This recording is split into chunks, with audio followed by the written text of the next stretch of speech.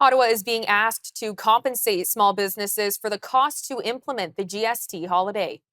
The Canadian Federation of Independent Business wants the Finance Department to give affected small firms a credit of at least $1,000 in their GST and HST accounts to cover the cost to reprogram point of sale systems to remove and then reinstate the tax. It says small businesses don't have the time or resources to make the changes to accommodate the temporary change.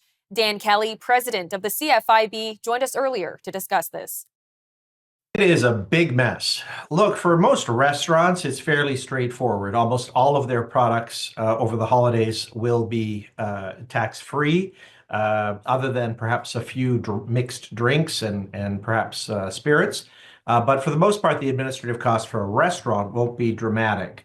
For retailers, though, it's a completely different story. You have to go through every single item that you sell and determine as to whether it's going to be taxable or in the temporary period, not taxed. Then you have to have somebody come in and reprogram your point of sale machines to put that into effect. You have to train your staff to be able to answer questions from customers. And of course, on top of that, merchants are telling us they're already seeing customers returning their goods now that they've already bought in order to repurchase them as of December 14th. Of course, you've got to do all of that over again on February 15th when the GST goes back to normal. This is, the busiest time for retailers, the busiest week for retailers with Black Friday, Small Business Saturday, Cyber Monday.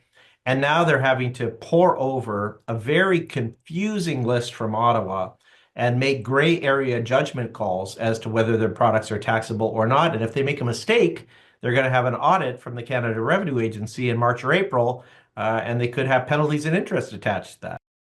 Dan Kelly also outlined the costs of complying with the tax holiday. The hard costs are members estimate at $1,000. So that's $1,000 to perhaps hire somebody to come in and make the changes to your point of sale terminal, and then, of course, do it again in February. But the soft costs are incredible for many of these merchants. I spoke to an owner of a hobby store who has 3,500 items that he sells both online and in store, and he's having to go through every single one of them against the bulletin from Ottawa to make judgment calls. So, a model airplane looks like it's going to be tax-free. The glue that holds that together, we don't know. There's no answer from Ottawa on that. The model train is going to be taxed. Lego set for kids, not going to be taxed. Lego sets that apparently are marketed to adults, they will be taxed. And so you're going to have to go through every item, look at the age range that it applies to, try to make a call.